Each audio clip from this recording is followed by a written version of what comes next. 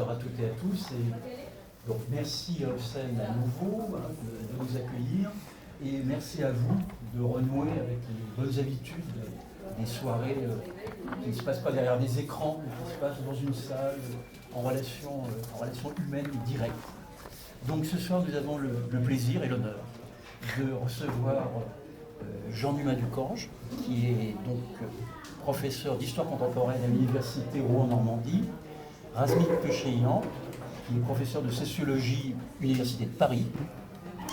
Et tous les deux sont, avec Stéphanie Rosa, qui n'a pas pu être là ce soir, tous les trois sont les co-directeurs de ce petit ouvrage de 1000 pages.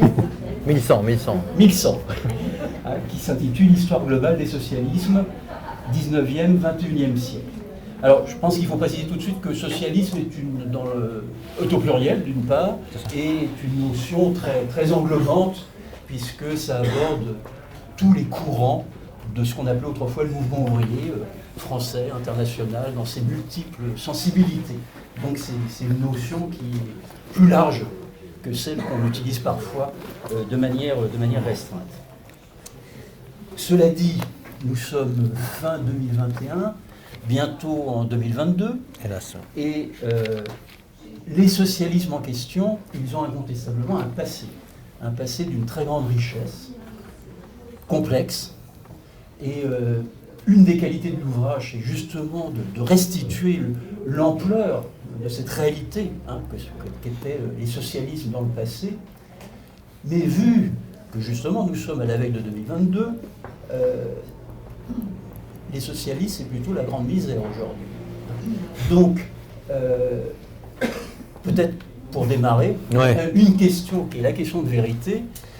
À quoi ça rime de faire un livre de 1100 pages sur un sujet qui renvoie à des situations de grande difficulté?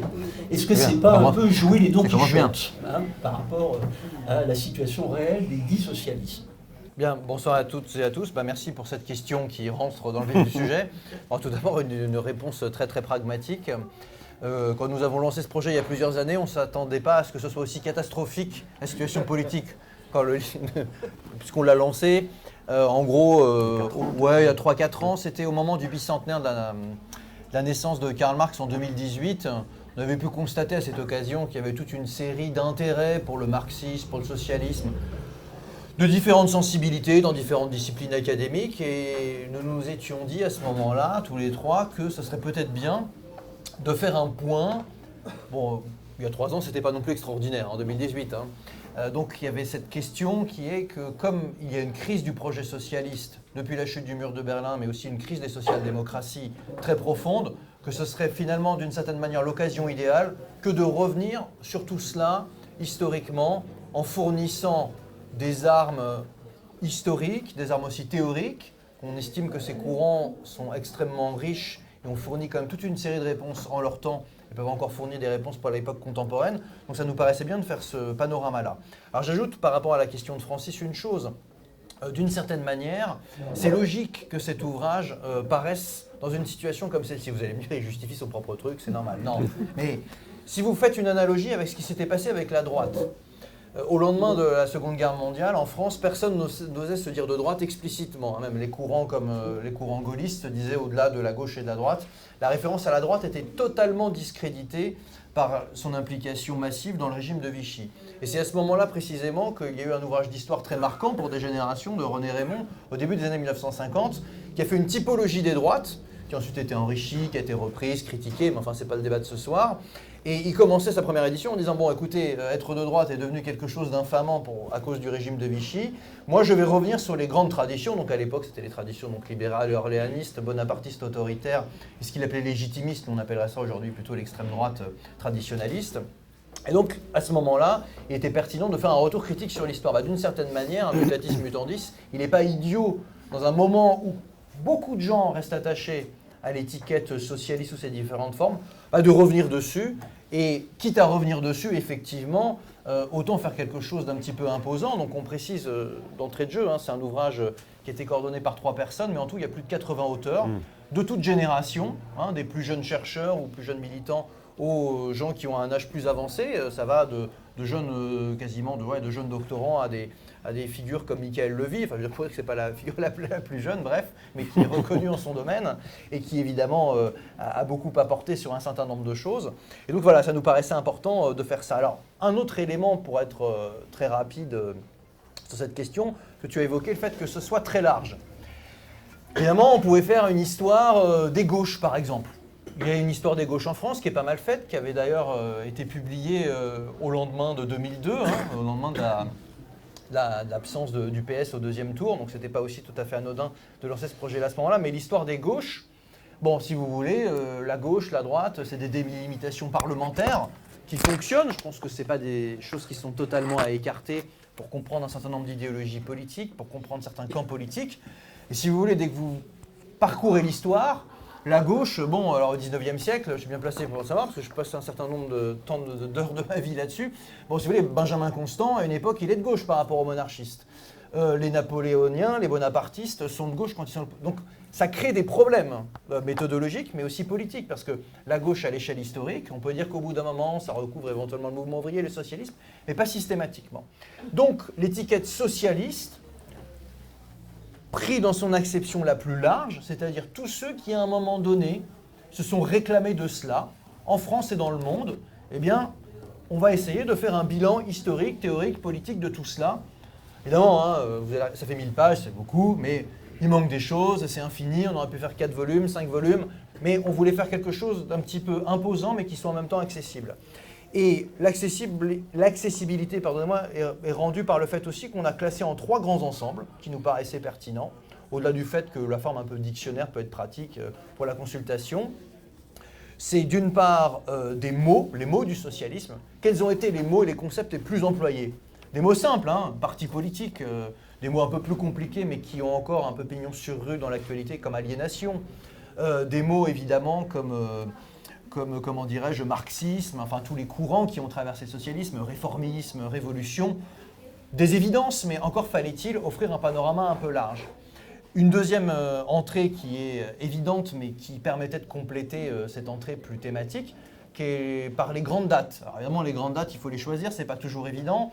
Mais bon, je suis sûr que ceux qui sont dans la salle ici sont souvent des gens informés, etc. Mais le but, c'était aussi de faire un livre qui soit accessible à des gens qui ne connaissent pas grand-chose ou qui ont perdu de vue même les grandes dates des principales révolutions.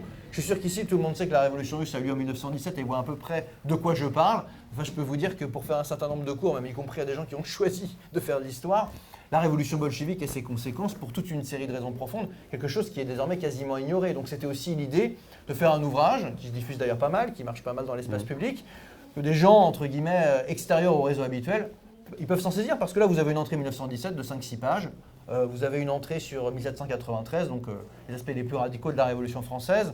Vous avez des dates moins attendues, alors peut-être attendues pour vous, mais pas aussi pour beaucoup de gens, comme Bandung, 1955, qui ne dit plus grand-chose à grand monde, à moins d'avoir une culture politique et historique, mais qui a été un tournant très important dans l'histoire du socialisme. Et je fais une parenthèse là-dessus.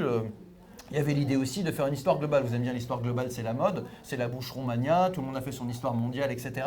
Bon, évidemment, il y a un peu de ça dans l'air, mais s'il y a bien une idéologie politique qui, à ses origines, est consubstantiellement liée à l'idée d'international, de mondialité, d'universalisme, de ce que vous voulez, c'est bien l'idéologie socialiste, qui certes a eu des formes nationales, voire nationalistes à des moments donnés, mais qui globalement, par-delà ces divergences entre réforme et révolution, avait une visée universelle. La preuve, elle a été structurée très tôt sous la forme d'international avec un grand I. C'est d'ailleurs une des entrées qui revient régulièrement dans le volume. Donc voilà ce qu'on a essayé de faire. Donc évidemment, puisqu'on a pris tout le monde sous cette étiquette-là, ça va de Jacques Delors à Staline. Donc évidemment, il y a des gens qui nous ont reproché d'avoir mis Delors, d'autres gens qui nous ont reproché d'avoir mis Staline, pour des raisons différentes. Mais nous, on assume pleinement ça parce que si vous voulez exclure a priori les courants sociolibéraux pro-européens, donc comme Jacques Delors, bon, on peut les exclure politiquement quand on estime qu'il ne faut pas faire d'alliance dans tel ou tel cadre, pourquoi pas, ça se discute. Mais à partir du moment où les gens sont membres d'un parti qui s'appellent socialistes, qui continuent à payer leurs cotisations et qui sont dans des groupes au Parlement européen qui se disent social-démocrates socialistes, bon, ça existe historiquement, c'est moins qu'on puisse dire que ça existait historiquement et ça continue à exister, donc c'est légitime. De la même manière qu'on peut dire que le stalinisme a évidemment perverti l'idée socialiste originelle, c'est le moins qu'on puisse dire, mais en même temps, pour des générations de militants sur un certain nombre de points, le socialisme, ça a été ça. Donc il ne s'agit pas du tout de ne pas être critique, mais en historien, de dire à ce moment-là, eh bien écoutez, on va prendre toutes les exceptions. On fait d'ailleurs parler des gens, on fait écrire des gens qui ont des sensibilités différentes, même au niveau historiographique, politique, voilà. Mais ça nous paraissait, quitte à revenir là-dessus et à offrir un ouvrage quand même assez ample, d'essayer de traiter un petit peu toutes les questions. Et après, s'il peut susciter des débats sur tous ces points, eh bien ça me paraît être justement une bonne chose. Voilà. Bon, je voulais encore dire 2-3 choses, mais peut-être pour répondre aussi de ton côté à l'interpellation de Francis sur pourquoi faire ça maintenant, qu'est-ce que ça dit, peut-être sur les défis plus contemporains aussi, parce que je n'ai pas parlé volontairement, parce que Krasnik va en parler notamment des questions écologiques, qui sont à la fois très contemporaines, mais aussi ancrées sur la longue durée dans les idéologies socialistes. Donc, je reprends peut-être la parole sur une deuxième question. Oui, ça marche. Alors du coup, en répondant à ta question, je vais aussi aborder ce que j'avais un peu prévu d'aborder. J'ai commencé à rédiger un texte qui est inabouti, mais que je compléterai à la suite de cette discussion, qui est donc la définition des socialismes qu'on propose dans l'introduction. On utilise le mot socialisme au pluriel, mais d'une certaine manière, on ne s'est pas défilé. C'est-à-dire qu'on a quand même tenté une définition des socialismes, qui est une définition minimaliste, qu'on enrichit au fil de l'introduction et qui est, je pense, discutable, mais dans le bon sens du terme. Alors, avant de vous donner cette définition, je soulève une question qui est la question suivante. C'est pourquoi est-ce qu'il est important de définir les socialismes, même si on utilise le terme au pluriel aujourd'hui, et pourquoi est-ce qu'il est important de définir les socialismes dans la conjoncture actuelle plus particulièrement. Et il me semble que c'est pour 2 raisons. La première, c'est que, de toute évidence, quelque chose prend fin avec la chute du mur de Berlin. Quelque chose prend de toute évidence fin avec la chute du mur de Berlin à la fin du XXe siècle. Évidemment, les 3 coordinateurs du volume pensent que le socialisme a un avenir au XXIe siècle, aucun doute là-dessus, mais ça ne nous empêche pas évidemment de constater qu'un cycle historique de longue durée, qui remonte soit à la Révolution russe, soit encore plus loin à la Révolution française, prend fin à la fin du XXe siècle. En ce sens, nous nous situons dans une période de transition, depuis la chute du mur et jusqu'à nos jours. Et cette période de transition est propice à l'écriture d'une sorte de bilan et perspective, quoi. C'est un peu ce que tu disais sous une autre forme. Et ce livre peut être considéré comme une manière d'essayer de comprendre le passé pour se projeter dans l'avenir, le XXIe siècle. Il y a une deuxième raison qui me semble rendre importante l'enjeu de la définition du socialisme. C'est que dans cette période de transition, ce qu'on pourrait appeler les formes de radicalité politique non socialiste prolifèrent. Je parle de celles qui sont à gauche. Du côté du féminisme, du côté de l'écologie, du côté de l'antiracisme notamment. Et donc j'appelle radicalité politique non socialiste des courants qui en appellent à une transformation profonde du monde social, mais sur une base théorique ou sur la base d'un logiciel qui n'est pas forcément le même que celui du socialisme. Je ne dis pas qu'il est incompatible avec les socialismes, pas du tout. Je ne dis pas non plus que des formes d'hybridation entre les socialismes et ces formes de radicalité politique non socialistes sont impossibles, au contraire. Elles sont peut-être déjà à l'œuvre, ces hybridations. Mais définir les socialismes, ça permet, un peu précisément je veux dire, ça permet à la fois d'entrer en discussion avec ces courants qui représentent des formes de radicalité politique qui ne se réclament plus du socialisme ou qui sont à côté des socialismes, dans le cadre d'une sorte de convergence des luttes qui serait aussi bien pratique et théorique. Mais ça permet aussi, dans une certaine mesure, de délimiter les frontières du socialisme, en tout cas provisoirement, et d'entrer dans une discussion qui soit une discussion quand même de principe, quoi. Donc, pour ces 2 raisons, je pense que la définition des socialismes, même si elle est extrêmement difficile, même si sur 2 siècles les socialismes ont été évolutifs, ont muté, etc., ça reste une tâche collective qui est très importante à mettre en œuvre. Alors, je livre juste la définition qu'on propose, et ensuite je redonne la parole, comme ça on enrichit les... Alors, la manière dont on définit les socialismes, c'est une définition très simple au départ et ensuite qu'on développe, c'est la centralité de la question sociale. C'est comme ça qu'on définit le socialisme. La centralité de la question sociale. Quels que soient les courants des socialismes que vous examinez, d'une manière ou d'une autre, la question sociale est centrale dans leur programme, ou ces courants sont d'une manière ou d'une autre travaillés par la question sociale. Et qu'est-ce que c'est que la question sociale ? La question sociale, on la définit comme une conception des sociétés modernes en termes de classe sociale et en termes de lutte pour l'appropriation des ressources matérielles et symboliques. Okay ? Donc, en gros, les socialismes se définissent par la centralité de la question sociale, et cette question sociale elle-même, c'est une certaine lecture des sociétés modernes comme composée de classes sociales qui luttent pour l'appropriation des ressources. Il y a une excellente phrase du sociologue marxiste Eric Olin Wright, dont vous avez peut-être entendu parler, qui est récemment décédé, qui disait « Si vous pensez que les classes sociales sont une partie essentielle du problème et une partie essentielle de la solution, alors vous êtes socialiste. » Donc c'est une vision du monde qui est basée fondamentalement sur nous. Évidemment, à partir de là, il y a des approches fondamentalement différentes, et particulièrement entre les courants que tu as évoqués, qui sont d'un côté les réformistes, et de l'autre les courants révolutionnaires. Les courants réformistes, ils vont considérer que, d'une manière ou d'une autre, le capitalisme est indépassable, en tout cas dans un avenir prévisible, mais à leurs yeux, aux yeux des courants réformistes traditionnellement définis, il est possible de corriger les effets néfastes du capitalisme, en tout cas dans une certaine mesure. Et par effet néfaste, j'entends justement les inégalités, l'exploitation, l'aliénation, bref, l'ensemble problématique qu'on désigne par la notion de question sociale que génère le capitalisme, la dynamique du capitalisme, à mesure qu'il se développe depuis au moins la révolution industrielle. A l'inverse, les courants révolutionnaires considèrent que cette question sociale laisse entrevoir, au moins théoriquement, si ce n'est pratiquement, la possibilité d'une dynamique de dépassement du capitalisme, et que par conséquent le rôle des socialistes est d'œuvrer au dépassement du capitalisme selon un rythme qui est différent selon les traditions. Bon, donc question sociale, lecture du monde social basée sur les classes sociales, mais quand on a une lecture du monde social basée sur les classes sociales, ça ne fait pas automatiquement des révolutionnaires, ça peut faire des réformistes. En réalité, le langage de classe, si vous examinez l'histoire de la social-démocratie dans la deuxième moitié du XXe siècle, est un langage, y compris d'ailleurs avec des accents marxistes, qui était tout à fait présent, mais évidemment, les conclusions stratégiques qu'en tiraient les sociodémocrates n'étaient pas des conclusions révolutionnaires en elles-mêmes. Ça, c'est du côté des courants révolutionnaires que ces implications révolutionnaires étaient prises. Voilà, je m'arrête là, il y a d'autres éléments que je développerai, mais peut-être que tu veux reprendre le fil. Oui, non, sur un point, c'est vrai que tu as évoqué le fait que la chute du mur de Berlin et la crise du, entre guillemets, socialisme réel a été quelque chose de déterminant, et c'est vrai qu'on insiste souvent là-dessus, mais la chose sur laquelle on peut insister aussi, c'est que 10 ans après la chute du mur, parce que souvent on le dit moins, la quasi-totalité des pays européens étaient gouvernés par des gouvernements sociaux-démocrates. Ça, c'est notre jeunesse, on se souvient bien, on était très offensifs à l'époque, on pensait qu'il y allait avoir un doublement sur la gauche des sociaux-démocrates. On sait que tout ça s'est un petit peu effondré, mais je me souviens très bien d'un article qui avait été fait par Henri Weber, que Francis a dû connaître à une autre époque, qui était un ancien dirigeant trotskiste et qui était ensuite un fabiusien, acharné, et qui disait, en gros, le stalinisme s'est effondré, les sociodémocrates sont au pouvoir, nous faisons des réformes structurelles, tout va aller plus ou moins bien, mais c'est la bonne voie.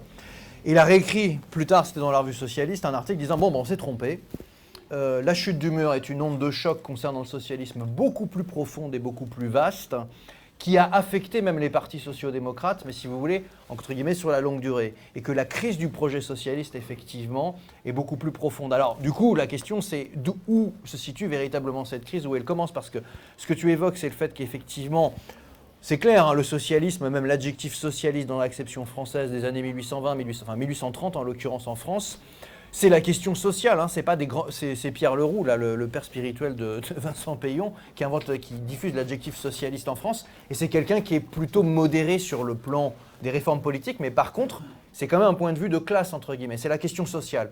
Il faut résoudre le problème posé par l'industrialisation et cette question du monde ouvrier qui commence à apparaître à 7 ans. Donc il faut partir de là. Donc ça, c'est la base. Le problème, c'est qu'en Europe occidentale, vous avez une crise et une désindustrialisation absolument massive à partir des années 1980 qui en fait a emporté au-delà des courants de type communiste les courants sociodémocrates avec eux. Et on pourrait dire, même si c'est plus différé aussi, des courants d'extrême gauche qu'on peut être vigorés à un moment donné, mais qui n'ont pas non plus structurellement dépassé cette crise-là. Donc c'est la question sociale au sens général, mais après il y a la question du sujet historique plus particulier, dans une société qui est beaucoup plus éclatée socialement, diversifiée.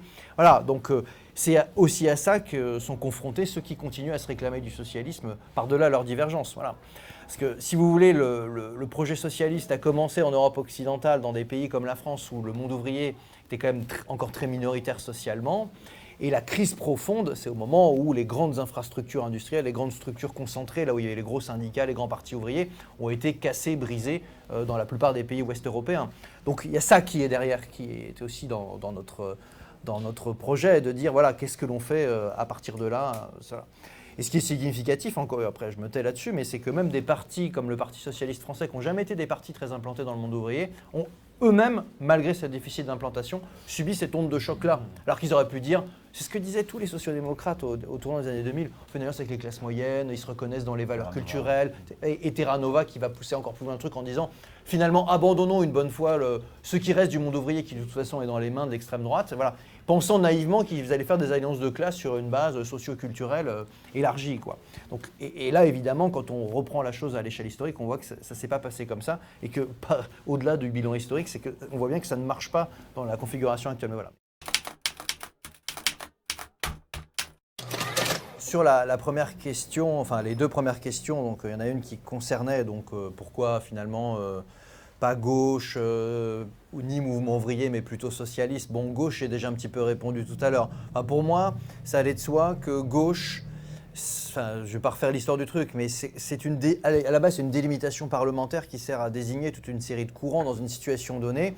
Encore une fois, et là pour le coup en historien, je vais revenir sur la question de l'historien tout à l'heure, mais si vous voulez, encore une fois, dans ce cas-là, il faut être cohérent et Benjamin Constant est un opposant libéral à la Restauration, les bonapartistes sont alliés avec les nostalgiques de la Révolution française, et ça c'est la gauche à un moment donné. Et après, la gauche sert aussi pour désigner, y compris des partis de droite ou voire d'extrême droite, où il y a une gauche et une droite. Enfin, je ne dis pas que la délimitation n'est pas opérante, mais si vous voulez faire quelque chose de très englobant, ça pose problème. Ce qui ne veut pas dire qu'il n'y a pas de gauche et pas de droite dans la situation française actuelle et que ça ne renvoie pas à des valeurs opposées et qu'il n'y a pas des alliances possibles et tout, c'est une autre question, mais ça c'est une question plus directement politique. Mais sur la question de l'histoire, pour moi, ça me paraît assez inenvisageable. Alors, sur la question mouvement ouvrier, ça se discute plus.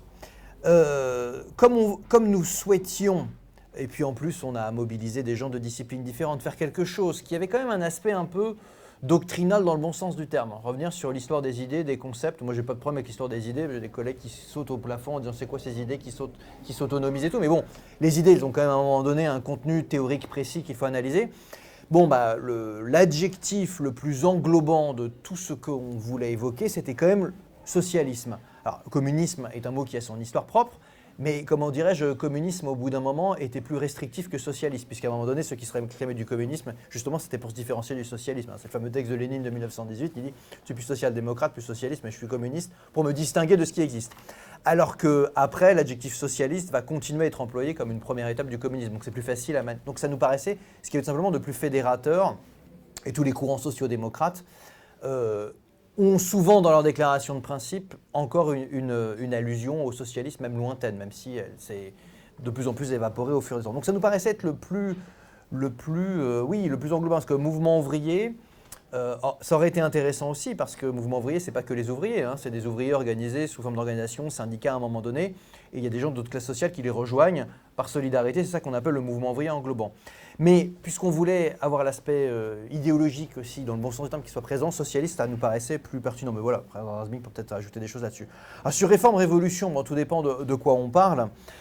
Évidemment, si on ne fait pas de distinction entre les courants réformistes et les courants révolutionnaires, ne serait-ce que parce qu'ils se sont auto-définis comme ça pendant des décennies, si on dit « ah bah non, c'est plus d'actualité, ça ne fonctionne plus, ou ça n'a plus aucun sens », bon, d'abord, ça serait complètement rétrospectif, ça serait appliquer une ligne politique présente sur toute l'histoire, alors que pendant des décennies, des gens se sont référés à des modèles révolutionnaires par opposition aux réformistes et réciproquement.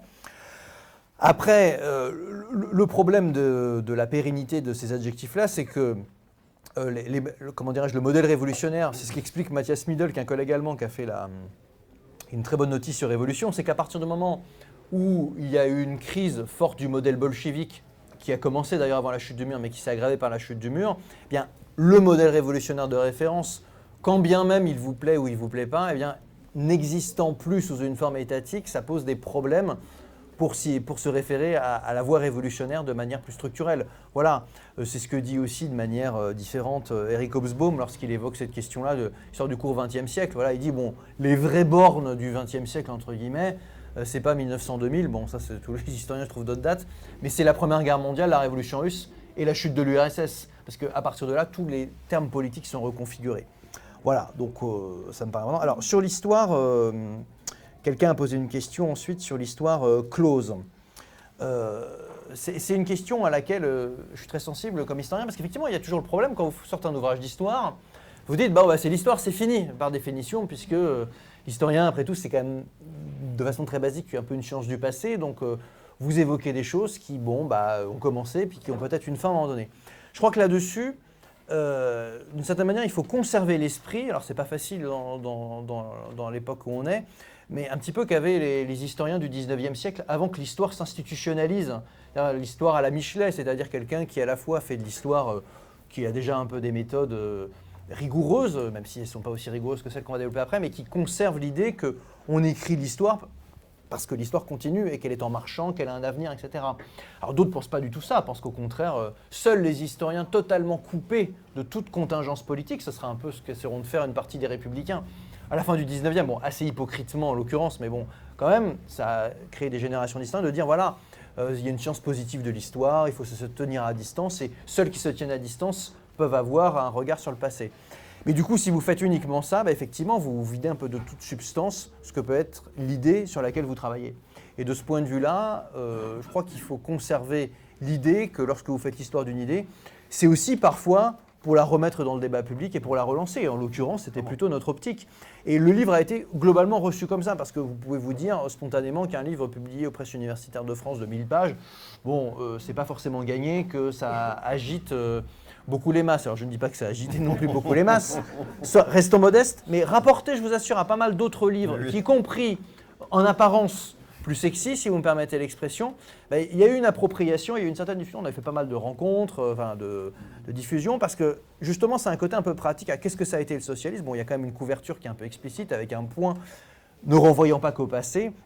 Donc notre idée était à la fois de faire quand même œuvre sur le passé, aussi transmettre un certain nombre de choses. Moi, je suis très sensible à ça, c'est peut-être ma déformation d'enseignant, mais il faut voir, moi je fais des formations en plus pour les futurs profs d'histoire, donc je suis particulièrement sous effet traumatique, on va dire. Vous pouvez avoir des gens qui ont les concours d'histoire, ils les ont eus et c'est très bien, c'est fort bien. Si vous voulez, il n'y a tellement pas eu d'enseignement depuis qu'ils sont élèves au collège jusqu'à leur formation universitaire sur le b.a.-ba même de ce que ça a été le mouvement ouvrier, communiste, socialisme. Là, vous pouvez y aller de Jacques Delors à Staline en passant par tout le monde. Personne ne connaît, ou alors juste en négatif, ou juste des noms qui disent rien. Que l'idée de l'ouvrage, c'est aussi que s'il est en librairie, s'il est un peu visible au-delà des cercles habituels, cette histoire-là, modestement, va un peu refaire son chemin. C'est comme toute une série de gens qui pensent que l'histoire socialiste n'a été que européocentrée, est une idée de blanc ou je ne sais quoi, alors que c'est une idée qui a traversé le monde. La plupart des pays qui ont été indépendantistes contre leurs colons, à un moment donné, se sont réclamés du socialisme, certes de manière différente et on peut critiquer, mais ça a existé. Mais on a l'impression que toutes ces choses-là n'ont pas existé quand vous êtes dans le débat avec certains. Donc c'est en ça que cette histoire-là essaye d'être vivante. Voilà, alors non, j'ai fait une flèche, oui, il y avait la question sur les phalanstères et les gens qui oui, ça me rappelle les débats il y a 20 ans sur comment faire la révolution sans prendre le pouvoir. Enfin, tout ce qui peut être alternatif à la prise de pouvoir devient quasiment une vertu, quoi. Le pire, d'une certaine manière, c'est de faire de la politique à l'ancienne, de jouer le jeu électoral, de jouer le jeu des partis, des syndicats, etc. Bon, alors, ça, pour le coup, puisque vous avez évoqué justement les phalanstères fourriéristes du 19e siècle, c'est des tendances longues. Quand il y a des défaites au niveau du pouvoir, quand il y a des mouvements révolutionnaires qui échouent, des mouvements réformistes d'ailleurs, l'idée qu'il faut se replier sur des communautés, sur des sphères particulières, de sortir des circuits politiques classiques, ça a déjà eu lieu à plusieurs reprises, de manière différenciée. On peut dire que la crise d'aujourd'hui est encore plus forte qu'à d'autres époques. En même temps, on peut aussi faire le bilan de tout ce qu'était il y a 20 ans les mouvements anti-mondialisation, des trucs assez mouvementistes, ou même plus récemment le populisme de gauche qui a été présenté par certains à un moment donné comme l'alternative à tous les partis politiques classiques issus du mouvement ouvrier. On voit que c'est un peu plus compliqué que cela et qu'il y a des forces persistantes, des forces traditionnelles et qu'il y a des expériences qui étaient présentées comme très neuves et très alternatives qui n'ont pas non plus montré nécessairement toutes leurs vertus. Donc voilà, je pense qu'il faut aussi… L'histoire peut servir à ça, sans que ce soit nécessairement instrumentalisé, mais aussi de voir qu'il n'y a pas eu non plus pendant un siècle et demi des grands partis glorieux, encadrant les masses. D'ailleurs en France, dans le cas du mouvement ouvrier, à part le PCF, ça n'a jamais véritablement existé, une classe ouvrière organisée. contrairement à d'autres pays. Donc c'est pas vrai non plus qu'on a une crise générale de la politique qui serait sans précédent. Il y a déjà eu des moments où ces organisations ont été très basses, ont été même physiquement éliminées. Donc il ne faut pas non plus, comment dirais-je, faire comme si... voilà, parce qu'il y a aussi, alors c'est le pendant inverse de l'ignorance, il y a l'histoire glorieuse. L'idée selon laquelle il y a les grands ancêtres, tout est formidable, tout est extraordinaire, avant c'était quand même beaucoup mieux. On a aussi notre version à gauche, c'est plutôt du c'était mieux avant, qui peut avoir aussi des inconvénients, comme s'il n'y avait jamais eu de problème, de crise profonde, d'effondrement, d'analyse absurde, ou etc. Donc là, cette histoire-là peut aussi servir à ça, en revenant sur l'expérience historique dont on voit les contradictions et les paradoxes aussi. Voilà, en gros, je crois que j'ai oublié aucune question et j'ai fait les questions-réponses du coup, comme on m'avait demandé de le faire. Peut-être juste un ajout sur un ou deux points. Pourquoi la référence au socialisme? Parce que cette référence, elle continue à exister dans le débat public, indépendamment de ce bouquin. Bon, aujourd'hui, contre toute attente, il y a des gens aux États-Unis extrêmement énergiques et dynamiques, Bernie Sanders, Alexandria Ocasio-Cortez, qui se réclament explicitement du socialisme. C'est pas juste qu'ils n'utilisent pas le mot et qu'ils font les choses, mais il y a vraiment une référence explicite au socialisme. Plus qu'Anne Hidalgo. Beaucoup plus qu'Anne Hidalgo, Wow. donc autour de DSA, etc. Alors est-ce que ça va avoir une influence sur... Est-ce que c'est les vents d'Ouest qui vont venir avoir une influence sur l'Europe et régénérer la tradition socialiste européenne? Peut-être pas tout de suite, mais en tout cas, il est tout à fait clair que le mot existe encore, par exemple aux États-Unis. Si vous allez en Amérique latine, il y a des références très nettes, y compris dans les courants qu'on a appelés populistes de gauche, au socialisme. Le fait de se référer au populisme n'est pas du tout incompatible là-bas avec le fait de se référer également et dans un même temps au socialisme. Et puis par ailleurs, il y a toute la discussion sur l'existence actuelle de la social-démocratie européenne. Oui. Aujourd'hui même, comme vous le savez, le SPD a conclu un accord avec les écologistes, mais aussi la droite, et s'apprête par conséquent à revenir au pouvoir. Macron est un socialiste. En ce sens, Macron, c'est ça votre argument? Non, j'allais m'arrêter avant cet argument, c'est pas du tout mon argument. Mais bon, évidemment, quoi qu'on pense du SPD et d'Olaf Scholz, la vérité c'est que s'apprête à... Ils n'ont pas disparu en tout cas. Ils n'ont clairement pas disparu, et dans d'autres pays non plus. Et donc, évidemment, la situation du Parti socialiste français est particulièrement catastrophique. Donc, comme on voit les choses d'ici, on a l'impression que tout ça est complètement en déliquescence. Évidemment que la social-démocratie européenne est en crise, il n'y a aucun doute là-dessus. Mais ça n'a pas disparu. Enfin, il y a 3 ou 4 pays dans lesquels ils gouvernent encore, en coalition bien sûr. Ils ne sont pas aussi hégémoniques qu'auparavant, mais si on veut avoir un débat stratégique sérieux sur la transformation sociale radicale, il faut aussi prendre en considération le fait que ça continue à exister, quoi. Donc le mot existe. Évidemment, quand on choisit un terme, on souhaite un effet performatif. On veut que ça revienne dans le débat. Mais d'une certaine manière, le mot est encore là, quoi. Il traîne encore sous des formes différentes dans le... Alors, sur réforme et révolution, moi je poserais le problème dans les termes suivants. C'est que la plus grande transformation que vont subir les sociétés du XXIe siècle, on peut l'espérer en tout cas, c'est la transition écologique. Et je pense que la question de savoir si réforme et révolution, c'est encore un truc qui est d'actualité, dépend de la manière dont on caractérise la transition écologique. La transition écologique, elle va être en un sens révolutionnaire, parce que c'est un changement fondamental, si elle survient, bien sûr, elle pourrait ne pas survenir. Dans l'éventualité où quelque chose comme une vraie transition écologique survient, ça va être révolutionnaire au sens où ça va être une transformation extrêmement profonde, peut-être sans précédent dans l'histoire de l'humanité, des modes de production et de consommation. Les modes de consommation, la vie quotidienne, va changer fondamentalement. Donc en ce sens, c'est profondément révolutionnaire. Mais je pense que ce n'est pas du tout révolutionnaire au sens où ça va être une transformation certes rapide, en tout cas ça devrait l'être, mais qui va être beaucoup plus méthodique que ce qu'on appelle au XXe siècle et au XIXe siècle des processus révolutionnaires, qui ont toujours un caractère spontané, désordonné. C'est une période d'accélération de l'histoire qui s'ouvre et qui se referme ensuite. La transition écologique, c'est d'un autre ordre. C'est plus, je ne sais pas quel est le terme adéquat, mais c'est plus méthodique, c'est plus raisonné, tout en étant fondamentalement révolutionnaire dans ses implications en termes d'appareils productifs et en termes de modification de nos modes de vie et de consommation. Et donc voilà, moi je réfléchirais à cette dualité réforme-révolution pour le XXIe siècle dans ces termes-là, pour la raison simple que cette distinction ne s'est jamais posée abstraitement aux révolutionnaires ou aux réformistes. Ça a toujours été dans le cadre d'une conjoncture historique particulière. Et qu'on le veuille ou non, la conjoncture historique qui est la nôtre aujourd'hui dans la longue durée, ça va être, si elle a lieu, la transition écologique. Et donc, tu vois ce que je veux dire, c'est à la fois révolutionnaire et c'est pas du tout révolutionnaire. C'est pas du tout révolutionnaire parce que c'est pas désordonné, c'est pas spontanéiste. Si tu veux rénover tout le bâti à Paris par exemple, c'est pas une révolution qui va t'aider à le faire. C'est pas ce genre de transformation sociale radicale dont on a besoin. c'est quelque chose d'extrêmement radical, mais qui est de l'ordre de l'investissement public, qui suppose évidemment des appareils d'État à la fois démocratisés mais extrêmement centralisés. C'est ça la dualité aussi qu'il faut qu'on pense. Des phénomènes de planification qui sont extrêmement centralisés du point de vue de l'investissement écologique, mais qui en même temps reposent sur des procédures démocratiques.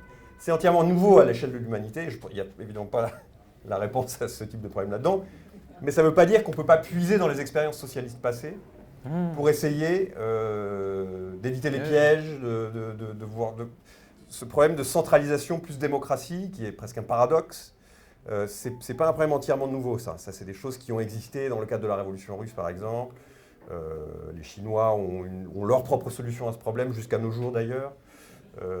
Donc voilà, donc c'est pas sans lien, mais c'est quand même, à mon avis, fondamentalement nouveau. Et à mon avis, ça permet de recoder ou de reconfigurer le débat sur réforme et révolution. Sur la question, oui, des générations, est-ce que jeunes, moyens ou moins jeunes dans ceux qui peuvent s'intéresser à ça. Bon, on n'a pas de statistiques par âge des achats du livre. Par contre, et ça reflète un peu ce que disait Razmik sur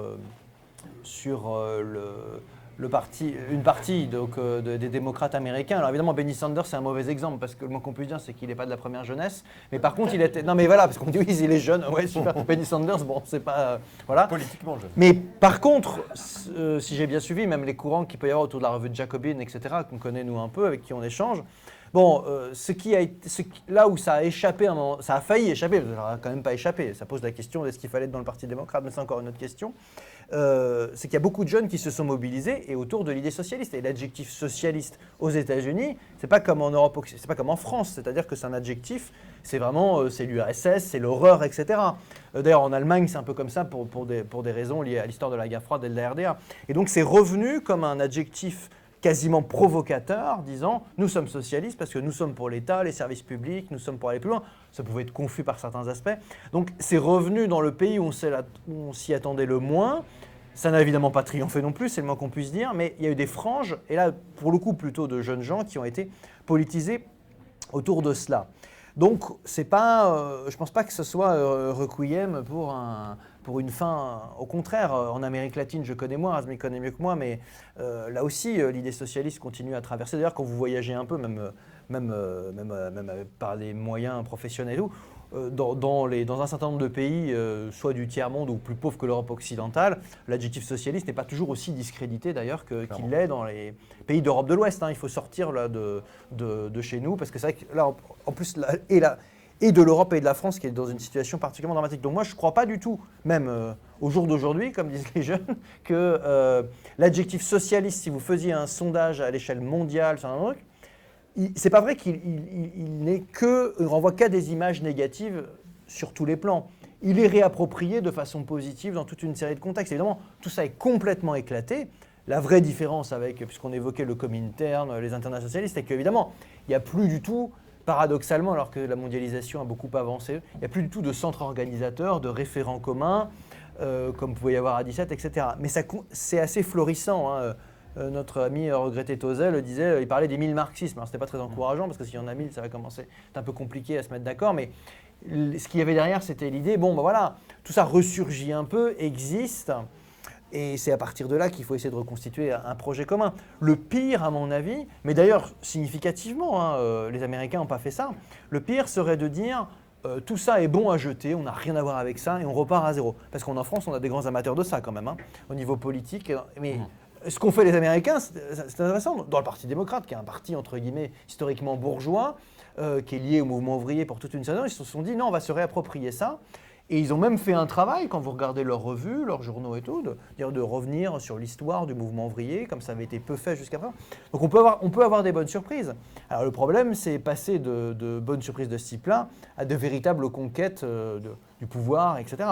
C'est encore un autre problème. Mais moi, je ne crois pas du tout que le socialisme soit une idée de gens de plus de 50 ou 60 ans qui, parce que évidemment, ils ont connu cela, un truc, voilà. Et par ailleurs, je ferme juste la parenthèse, mais vous aurez compris que ça m'obsède un peu, sur les étudiants, parce que ce n'est pas le problème du collège et du lycée, c'est même ceux qui ont des formations et qui sont les futurs professeurs d'histoire, qui vont donc former à l'histoire les futurs élèves. Voilà. C'est pas le problème d'ailleurs spécifique de l'idéologie socialiste, c'est plus parfois la dépolitisation globale et la désidéologisation globale. C'est-à-dire que ce n'est pas pour ça qu'ils sont nécessairement plus sensibilisés à telle ou telle idéologie. Mais voilà, et je pense que modestement, ce type d'ouvrage peut contribuer à faire en sorte que ces gens-là s'intéressent un minimum à ça et découvrent, parce que c'est de la découverte parfois, cela pour, dans l'optique, pas uniquement de formation, etc., mais que ça puisse faire sens sur un certain nombre de projets politiques. Et je me mettais après, par exemple, tu as parlé, Razmik, de la planification tout à l'heure. Typiquement, l'adjectif tu dois en parler, mais le mot planification était un des mots les plus ringardisés du vocabulaire politique occidental après 90. Il est revenu en force. Alors, je ne dis pas que François Bayrou et son commissariat à la planification, c'est extraordinaire, et qu'on est tiré d'affaire partout là, loin de là. Mais l'idée selon laquelle l'État peut être quelque chose conquis par les masses, entre guillemets, qui peut servir à planifier un certain nombre de secteurs et tout, est quand même revenu un peu dans la discussion. C'était complètement discrédité. Donc il n'y a pas que du négatif non plus, y compris dans le vocabulaire politique lui-même. Oui, alors juste sur quelques points brièvement. Juste, on parle beaucoup des États-Unis. Il y a un très bel article sur Eugene Debs, qui est l'un des principaux fondateurs de la tradition socialiste aux États-Unis, et qui se termine sur Alexandria Ocasio-Cortez, le dernier. Et donc, c'est pour montrer qu'il y a une tradition socialiste aux États-Unis, contrairement à ce qu'on dit souvent, qui est profonde, qui est ancienne, qui est radicale, et que Bernie Sanders et Ocasio-Cortez ne sont pas arrivés comme ça par opération de je ne sais pas quoi. C'est des gens qui sont les héritiers et les héritières d'une longue et combative tradition socialiste implantée aux États-Unis. Sur Black Friday, à mon avis, c'est un point important. Jusqu'à présent, les socialistes ont été beaucoup du côté de la production, des producteurs, des travailleurs, pour toutes sortes de raisons historiques. Et je pense que le socialisme du XXIe siècle doit évidemment continuer à faire ça. C'est la théorie de la valeur travail, c'est la centralité de la production, de l'usine, de la conscience de classe des travailleurs. Mais il faut ajouter à ça, au XXIe siècle, tout un travail à la fois théorique et de mobilisation dans le domaine de la consommation, de la critique de la consommation, de la critique de la vie quotidienne, comme disait Henri Lefebvre. Il y a aussi un article sur la consommation qui est très intéressant. Je vends le bouquin en même temps que je fais des commentaires. Mais qui montre que les enjeux de consommation n'ont pas été aussi centraux peut-être qu'ils auraient dû l'être dans la tradition socialiste depuis les origines. Ça ne veut pas dire qu'il faut abandonner toute la théorie de la valeur travail, de la production, de l'autogestion, toutes ces problématiques qui sont plutôt du côté de la production. Mais il faut compléter au XXIe siècle, aujourd'hui, notamment du fait de la question écologique, un travail à la fois d'élaboration théorique, qui est encore largement à faire, et de mobilisation autour, par exemple, des associations de consommateurs, qui, à mon avis, n'a pas encore été fait. Bon. Et dans aucun pays, à ma connaissance, en tout cas aucun pays européen. Il y a de toute évidence aujourd'hui toutes sortes de mobilisations qui se font, qui permettraient de combiner des formes de grève avec des formes de boycott, par exemple. Donc la grève, c'est l'arrêt du travail, le boycott, c'est l'arrêt de la consommation. Donc en d'autres termes, qui permettraient de combiner la force de frappe des travailleurs avec des consommateurs qu'il s'agirait évidemment de conscientiser à différents moments. Je pense que la crise environnementale est tout à fait propice à cela et que c'est vraiment l'un des objectifs qu'il faudrait développer dans le socialisme du XXIe siècle. Encore une fois, en s'inscrivant dans une tradition qui existe déjà, mais qu'il faudrait renforcer. Alors, sur socialisme et écologie, évidemment pas la réponse toute faite, mais je dirais 2 points. Le premier, c'est la planification, en effet. Il n'y a pas assez de gens qui travaillent sur la planification. Depuis 30 ans, la gauche radicale a développé une critique du marché parfaite, radicale, tout ce qu'on voudra. Il n'y a plus un argument à développer sur la critique du marché. On sait tout sur les effets néfastes du marché, le système des prix, etc. Mais il n'y a pas l'aspect positif qui est, si on ne veut pas une coordination marchande de l'économie, on veut quoi? On veut une planification de l'économie. Il y a trop peu de gens qui travaillent sur qu'est-ce que c'est que la planification aujourd'hui. Sachant que, évidemment, il y a eu des expériences passées de planification en Union soviétique, mais par exemple en Chine également, ou à Cuba, etc. Mais évidemment, ce sont des expériences qui ont été fondamentalement autoritaires, qu'on le veuille ou non. Et donc, la grande question, et j'en reviens à ta question aussi, c'est de se demander dans quelle mesure une forme de planification est combinable, conciliable avec des formes de radicalisation et d'approfondissement de la démocratie. Et ça, c'est une question qu'il n'est pas du tout facile de poser théoriquement et pas non plus pratiquement. Parce que la planification, ça suppose de la centralisation, fondamentalement, qu'elle soit écologique ou pas. Hein. On peut ajouter écologique à planification si on veut ou pas. Dans tous les cas, c'est de la planification. Mais ça suppose de centraliser l'information au niveau de l'État ou d'appareils d'État. Alors que la démocratie, au contraire, c'est un processus essentiellement décentralisé. Et donc, quelles sont les articulations ou les institutions qu'on met en place pour permettre les deux? La centralisation quand c'est nécessaire, mais aussi une centralisation qui soit basée sur un processus démocratique où ce n'est pas une caste de bureaucrates qui, de manière autoritaire, décide qu'il faut produire tant telle année pour des raisons qu'on ne sait pas élucider, comme ça se passait en Union soviétique dans les pires années. Vous voyez l'enjeu. Bon. Encore une fois, le marché, la critique du marché a été faite dans la gauche radicale. Mais l'aspect positif, on n'y a pas encore assez travaillé, et c'est vraiment, en plus de la consommation que je disais tout à l'heure, un aspect sur lequel il faut travailler là, tout de suite, maintenant, parce qu'en plus, il y a l'urgence environnementale, et qu'on ne dispose pas d'une bonne théorie de la planification. Après, on verra les pratiques, mais disons, commençons par la théorie, enfin les deux vont ensemble, évidemment, qui nous permettrait de convaincre les gens qu'on a une alternative au marché, quoi. On a une alternative au marché, notamment pour la gestion de la crise environnementale. Il y a un deuxième aspect qui va avec ça, c'est que, en fait, il y a des gens qui planifient aujourd'hui, mais sans le savoir. C'est les ingénieurs qui sont les spécialistes des scénarios de transition écologique. C'est des gens qui sont, par exemple, les gens de l'association Négawatt. Je ne sais pas si ça vous dit quelque chose. Bon. Les gens de Négawatt, moi je discute souvent avec eux, ce n'est pas du tout des gens qui se vivent comme étant des socialistes. C'est des gens qui se vivent comme étant des ingénieurs, spécialistes de l'énergie, par exemple, ce genre de choses. En fait, l'avenir de l'humanité, si on peut dire, dépend de l'alliance des mouvements sociaux radicaux avec ces gens-là. En fait. Il faut politiser le travail que font ces gens-là quand ils font des scénarios de transition écologique. Ça, voilà.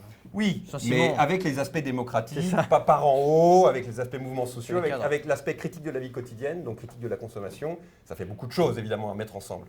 Mais je pense que dans le jeu des alliances et dans nos stratégies qu'il faut mettre en œuvre dès maintenant, je pense que discuter avec des gens qui savent comment on rénove le bâti à Paris, comment on fait de la mobilité douce, bref, tout ce qu'il faut faire pour faire une transition écologique, entrer dans un débat avec eux, c'est absolument essentiel. C'est absolument essentiel et ça doit être parmi les tâches les plus urgentes du mouvement social, mais de nos organisations politiques ou de ce qu'il en reste. C'est déjà en cours de toute façon.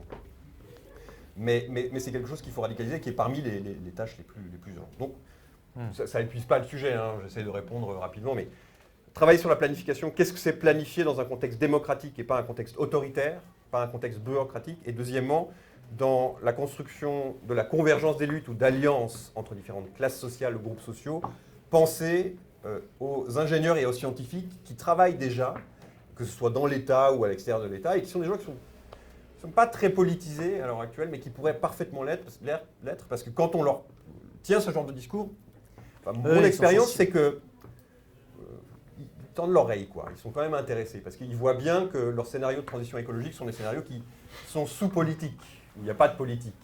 Et donc on peut avoir le meilleur scénario, mais si on n'a pas pensé politiquement à comment on le met en application et comment on entraîne les gens avec nous, bah en fait le scénario, il restera un scénario, parmi 1000 autres.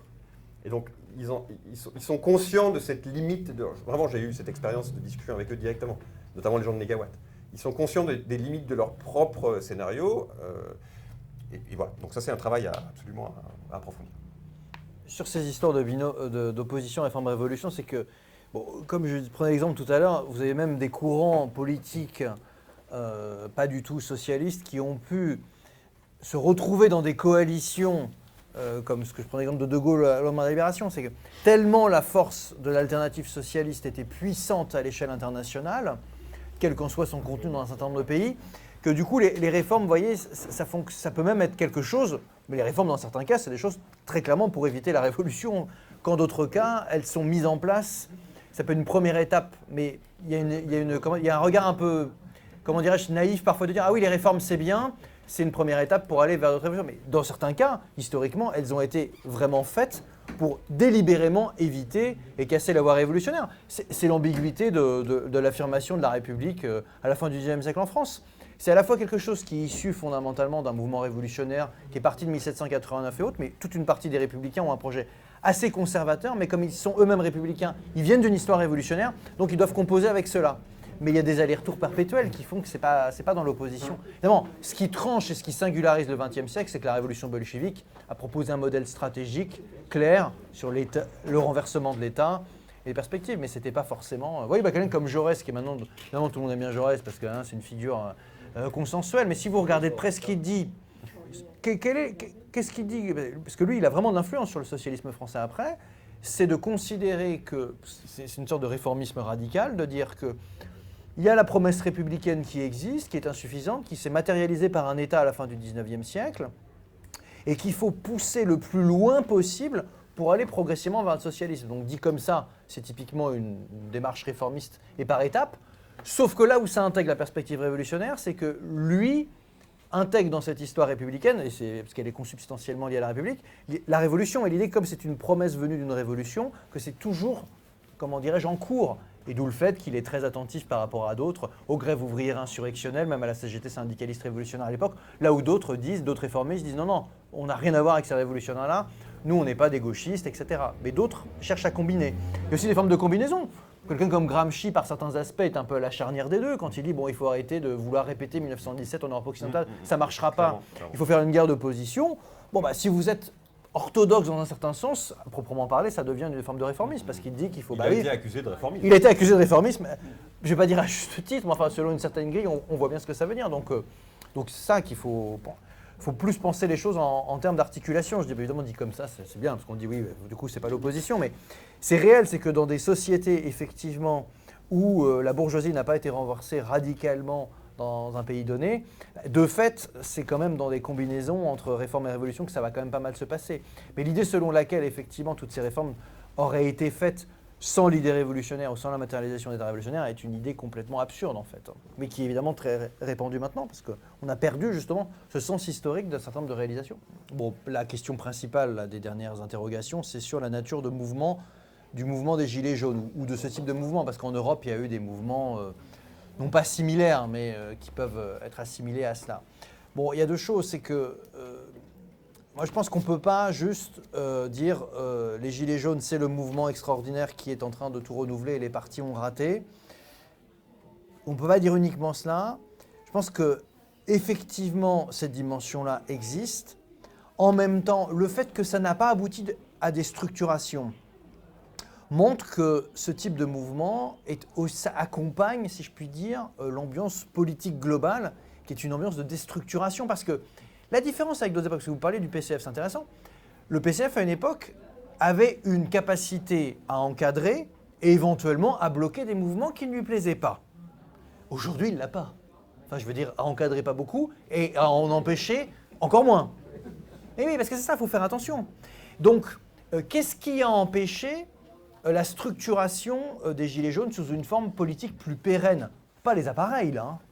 Ou alors, j'ai raté un épisode. Donc, c'est le fait que ce mouvement était animé par des tendances très contradictoires. Évidemment que les adjectifs fascistes qui ont été décernés par certains pour discréditer ce mouvement-là sont inadmissibles. Mais le mouvement était contradictoire. Alors, ce qui est intéressant, mais je ne veux pas être trop loin dessus parce que ça mériterait une discussion plus longue, c'est qu'il n'y a pas d'imaginaire socialiste dans les Gilets jaunes, très peu, très à la marge. L'adjectif n'est pas employé, enfin, vous avez peut-être trouvé un ou deux qui le disent, mais enfin, ce n'est pas ça qui domine.